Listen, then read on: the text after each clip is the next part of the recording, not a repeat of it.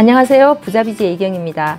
직장생활 하다 보면 한 달에도 몇 번씩 사표를 내고 회사를 때려치우고 싶은 그런 마음이 울컥울컥 듭니다.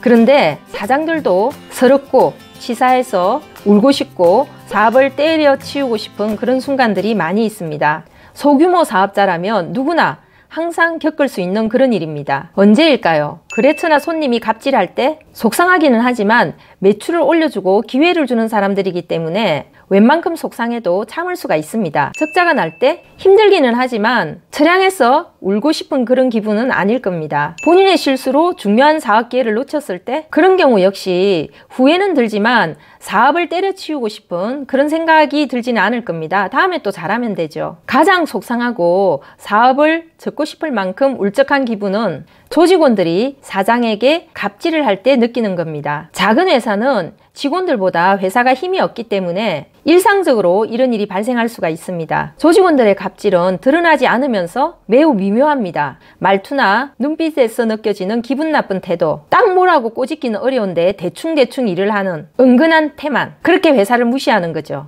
오늘 아침에 제가 이번 코로나 사태로 사업을 접은 파산한 사장의 전화를 받았습니다. 그분은 직원들 때문에 화가 많이 나 있었는데요. 핵심 인재도 아니고 확실히 돈을 벌어주는 그런 직원도 아니었는데 평소에도 그래 내가 회사는 다녀는 줄게 이런 태도로 설렁설렁 일을 했기 때문에 속에 천불이 났다고 합니다. 그런데 코로나로 회사가 어려워져서 사장이 운영자금을 마련하기 위해서 대출을 받느라고 동분서주하는 동안에 직원과 함께 회사의 거래처를 빼가지고 가서 경쟁회사를 차렸다고 합니다. 아내와 싸워가면서 주택담보대출로 운영자금을 마련해서 직원들 월급을 주고 있었는데요. 이런 회사 언제든지 그만둬도 된다는 식으로 근무하는 것을 보고 피눈물이 났다고 합니다. 그래서 이제 더는 이 짓 하지 말자 라고 결심하고 사업을 접었다고 합니다.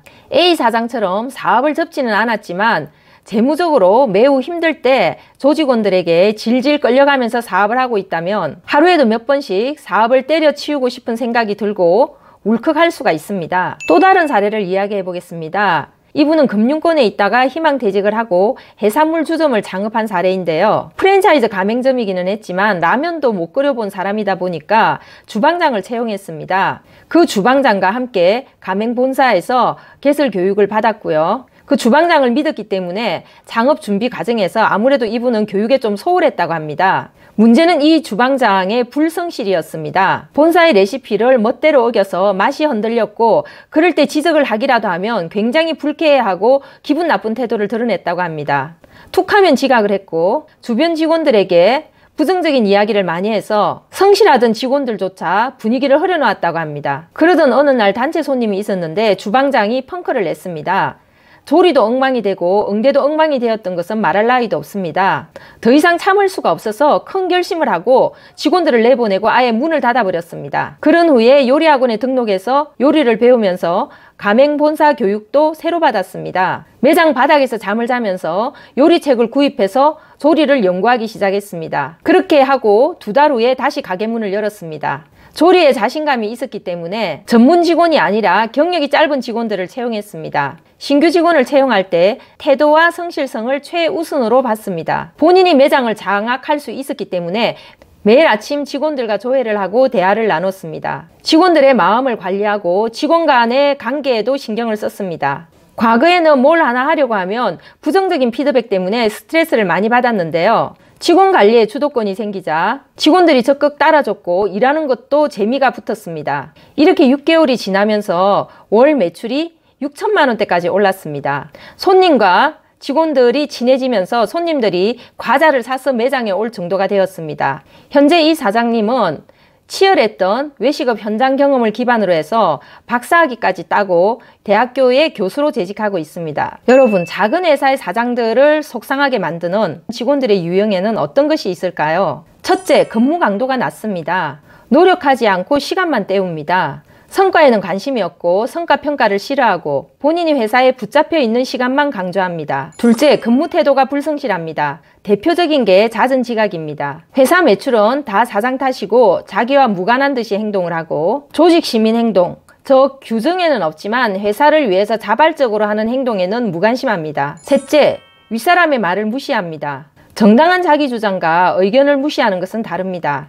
마치 윗사람들이 부하 직원의 말을 경청하지 않아서 직장인들이 힘들어하는 것처럼 사장의 말을 전혀 경청하지 않습니다. 겉으로만 고개를 끄덕이고 회사가 요구하는 것을 잘 지키지 않고 아무리 잔소리를 해도 자기 고집대로 일하는 경향이 있습니다. 넷째, 다른 직원들에게 도가 지나치게 회사에 대한 불평과 불만을 합니다. 그렇게 불만이 많으면 회사를 그만두면 될 텐데 그만두지도 않고 자기 주변에 있는 직원들을 시꺼멓게 물들입니다. 다섯째, 근무 시간에 딴 일하는 것을 아무렇지도 않게 생각합니다. 사적인 일로 근무 시간을 많이 허비합니다. 여섯째, 본인의 급여에 걸맞는 성과를 내거나 의무를 다하는 것에는 관심이 없고 권리만 주장합니다. 그렇다면 회사를 수렁으로 몰아넣는 이런 조직원들을 어떻게 참교육시켜야 할까요? 첫째, 먼저 우리 회사를 돌아봐야 합니다. 직원을 탓하기 전에 우리 회사가 엉망이 아닌지 봐야 한다는 거죠. 회사 사정상 할 수 없는 것은 어쩔 수 없지만 할 수 있는데도 하지 않는 것이 있는지 봐야 합니다.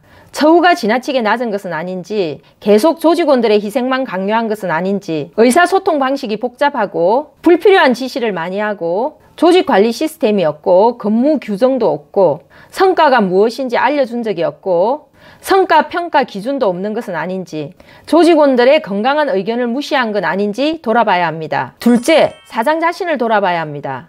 조직원들을 불합리하게 대하거나 의욕을 꺾거나 지치게 만들거나 시니컬하게 만든 건 아닌지 반성해 볼 필요가 있습니다. 셋째, 우리 사업 모델과 시스템을 점검해야 합니다. 열심히 해도 돈이 안 벌리는 회사의 직장인들이 갑질 직원이 될 가능성이 높기 때문입니다. 넷째, 앞에서 말한 세 가지 요인이 아니라면 직원과 솔직하게 대화를 나눠보시기 바랍니다. 사장의 기분 나쁜 감정은 절대 이야기하지 마시고 해야 할 일과 성과에 대해서만 이야기하시기 바랍니다. 진솔한 대화를 통해 회사 문화나 사장 혹은 관리자가 잘못한 것은 없는지 알아보고 회사 차원에서도 시정할 것은 시정해야 합니다. 다섯째, 조직원들이 그만둘 것까지도 각오를 하고 원하는 바를 명확히 밝히고 요청해야 합니다. 여섯째, 잔소리 하지 말고 하소연도 하지 말고 상대의 인격을 해치는 말도 해서는 안 됩니다. 일곱 번째, 잔소리 대신 사내 교육이나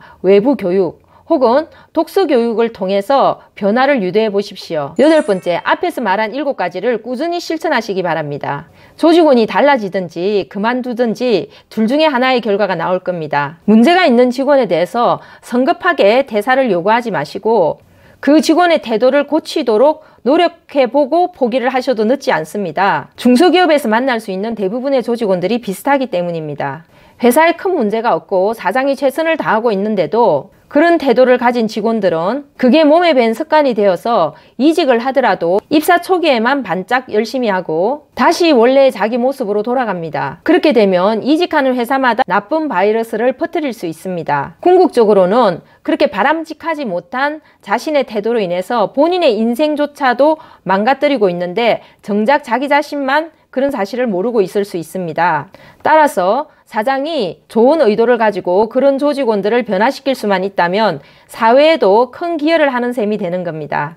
조직원을 인격적으로 대하는 것과 끌려다니는 것은 하늘과 땅 차이입니다. 직원에게 갑질을 당하지 않으려면 내가 먼저 리더의 자격이 있는지, 우리 회사는 어떤지 그것부터 살펴봐야 합니다. 지식과 경험, 정보, 전문적인 경영 역량을 통해서 조직원들이 우습게 보지 않는 사장이 되는 것이 중요합니다. 유달리 태도가 나쁜 직장인이 있기는 하지만 처우가 나쁘거나 사장이 무능해 보이거나 회사가 비실거린다면 누구나 갑질 조직원이 될 가능성이 있습니다. 악착같이 돈 버는 회사를 만들고 사장 자격을 갖춰야 합니다. 그 길로 가는 와중에 아무리 해도 조직 관리가 안 되고 엉망진창이라면 차라리 조직을 포기하고 혼자 하거나 앞에서 말한 해산물 주점의 사장처럼 빨리 우리의 어려운 상황을 이해해주면서도 우리 회사에 입사하는 것을 고맙게 생각하는 그런 조직원들로 교체를 해야 합니다. 하지만 늘 나 자신을 먼저 돌아봐야 한다는 사실을 잊어버리면 안 됩니다. 조직원들이 그렇듯이 사장들도 자신의 문제는 보지 못하고 조직원 탓만 하는 경우도 많기 때문입니다. 결론적으로 말하면 조직원 관리가 안 되면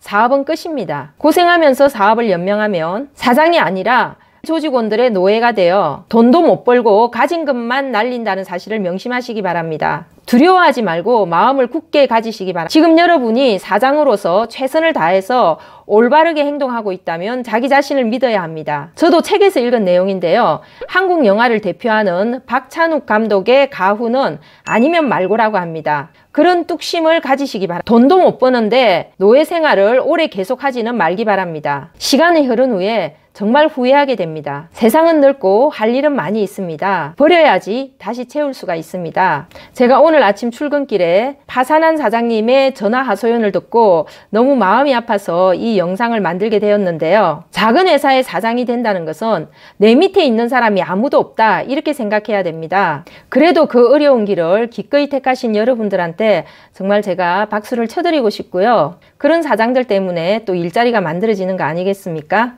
혹시 이 영상을 보는 조직원들이 있다면 작은 회사 사장들의 어려움을 여러분들이 함께 이해해 주시기를 부탁드립니다. 사람으로 태어나서 좋은 사장이 되어서 한번 도전해 본다는 것은 저는 정말 멋진 경험이라고 생각합니다. 우리 인생의 가치는 성공이라는 잣대만으로는 절대 평가할 수 없다고 봅니다. 어려운 사장의 길을 가는 여러분 모두 화이팅 하시고요. 좋아요와 구독 버튼 눌러주시면 앞으로 더 좋은 내용으로 찾아뵙도록 하겠습니다. 오늘은 여기까지 하겠습니다. 감사합니다.